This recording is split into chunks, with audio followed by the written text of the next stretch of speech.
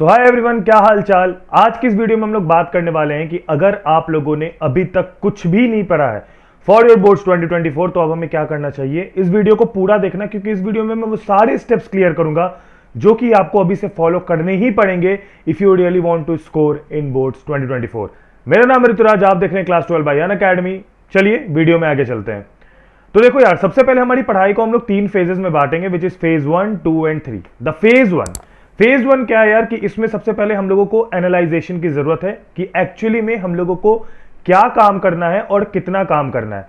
अब मैं तुम्हें एक छोटी सी ब्रीफिंग में बताऊं तो अभी तुम्हारा मेन काम क्या होना चाहिए। अगर तुमने अभी तक कुछ नहीं पढ़ा, सबसे पहले तो तुमको पता होना चाहिए कि अगर हम लोग अब पढ़ने वाले हैं कोई सी भी बुक या फिर हम लोग कोई सी भी सब्जेक्ट पढ़ने वाले हैं तो उसमें पढ़ना क्या है।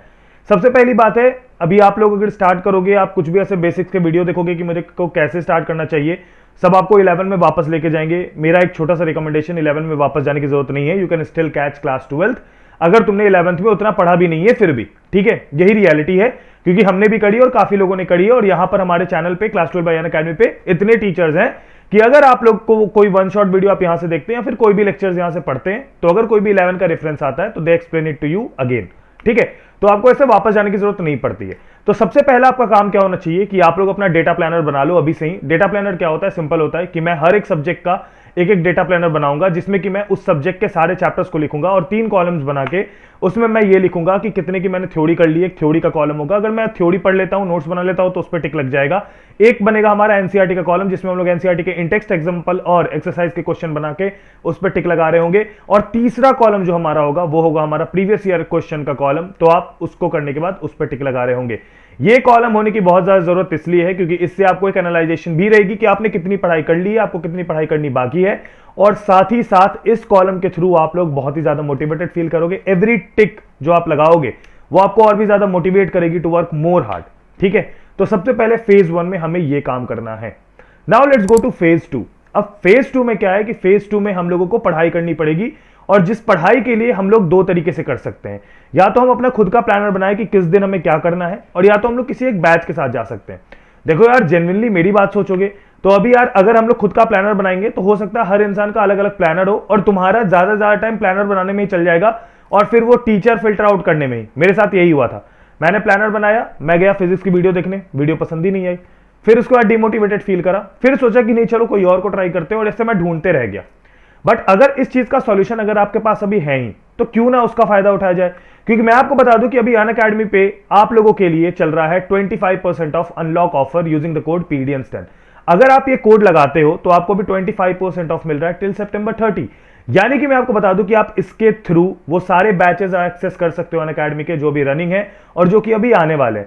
तो भैया इससे बेटर ऑप्शन कुछ नहीं हो सकता है। फटाफट जाओ और जाके अपना सब्सक्रिप्शन अभी परचेज कर लो। और साथ ही मैं तुम्हें बता दूं कि तुम लोगों के लिए आ रहा है बहुत ही बढ़िया एक मॉक टेस्ट, जिसमें कि तुम लोग पार्ट लेके बहुत सारी स्कॉलरशिप और प्राइजेस जीत सकते हो। स्क्रीन पे तुम्हारे सारा का सारा डिटेल होगा। और हाँ, इनके अप्लाई करने के लिए आपको कुछ नहीं करना है, डिस्क्रिप्शन में लिंक दे रखी है, वहां जाके अप्लाई कर सकते हो। This is the best chance. 30 तारीख को आपका वो मॉक टेस्ट, स्कॉलरशिप टेस्ट भी है, तो उसको भी चेकआउट जरूर कर लेना। नाउ जब अब इतना हो चुका है तो अब मैं आपको बता दूं कि फेज 2 में जब आप एनालाइज कर रहे हो कि मेरे को कहां से पढ़ना है, तो एक तो आपके पास ऑप्शन आ गया कि आप एक बैच ले रहे हो, आप एक बैच के थ्रू पढ़ ले रहे हो। बट अगर मैं बैच के अलावा आपसे बात करूं तो एक और तरीका है, वो है ऑब्वियसली आपकी सेल्फ स्टडी का। अब सेल्फ स्टडी पे आप यूट्यूब से जनरली पढ़ते हो, और ये चैनल पे क्लास 12th में अगर आप हो तो आपके लिए सारे के सारे कंटेंट ऑलरेडी डले हुए हैं। पिछले साल हमने काफी सारे लेक्चर्स अपलोड किए, जिन लेक्चर्स में आपका प्रीवियस ईयर क्वेश्चन भी हमने इंक्लूड करा है। तो अल्टीमेटली पिछले साल के वीडियोस भी आप देख सकते हो, ज्यादा खास चेंजेस नहीं हुए हैं। आप पिछले साल के वीडियोस भी फॉलो करके चल सकते हो। और मेरे हिसाब से तो यार one of the top notch videos है जो हमने पिछले साल करी है। इस साल भी हम लोग उसी स्पीड से वीडियो करेंगे। बट हाँ, अभी क्योंकि आप स्टार्ट करने वाले हो तो अभी हम लोग जो हमारा वो बैच होता है, जो क्रैश कोर्स टाइप का बैच होता है, वो वाला बैच अभी हम लोगों ने उतने हाई लेवल पे स्टार्ट नहीं करा अभी। तो मैं आपको ये भी रिकमेंड कर सकता हूं कि आप अभी के भी लेक्चर्स देख सकते हो फॉर योर प्रैक्टिसेस, और पुराने लेक्चर्स देख सकते हो अगर आपको किसी भी सब्जेक्ट की थ्योरी समझनी है और किसी भी चैप्टर को कम से कम समय में आपको कवर अप करना है, तो आप वो भी फॉलो कर सकते हो, ठीक है।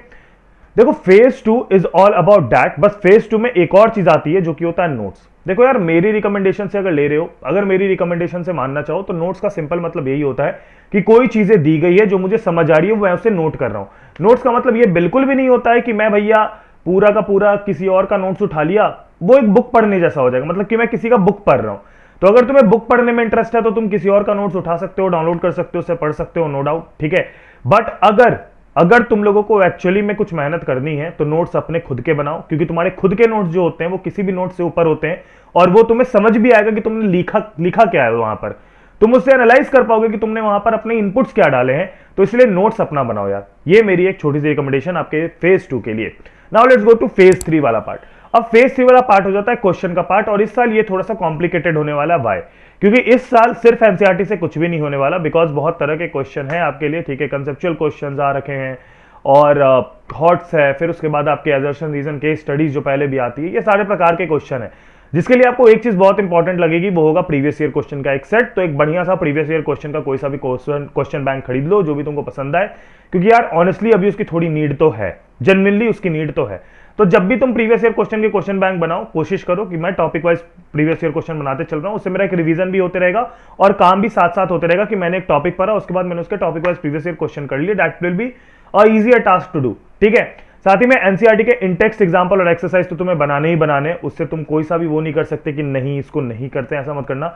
एनसीईआरटी के इंटेक्स्ट एग्जांपल और एक्सरसाइज जरूर करना है, स्पेशली इन केमिस्ट्री, बिल्कुल भी मत छोड़ना, बहुत ज्यादा इंपॉर्टेंट है, ठीक है।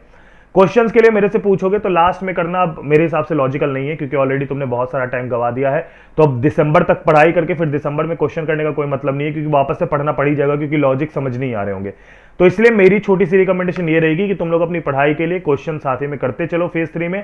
और अभी से अगर मैं बात करूं अक्टूबर से, तो अक्टूबर से लेके आप अगर दिसंबर 15 का एक टारगेट लेके चल रहे हो, you have none other than 75 days, ठीक है। 75 डेज हार्ड चैलेंज सुना ही होगा, तो वही 75 डेज हार्ड चैलेंज जब तुम्हारा शुरू हो रहा है तो शुरू हो जाना। राम राम भाई साड़िया ने, राम राम भाई साड़िया ने, डेली सुबह राम राम भाई साड़िया ने। आज है मेरा पहला दिन और आज मैं ये सब्जेक्ट और ये टॉपिक निपटाने वाला हूं, ठीक है। अपनी भी डॉक्यूमेंट करना चाहो तो कर सकते हो, मैं टैग करना जरूर कहीं भी, अगर तुम ऐसी शॉर्ट्स वगैरह भी बना रहे हो अपने आप को और ज्यादा मोटिवेटेड फील करने के लिए।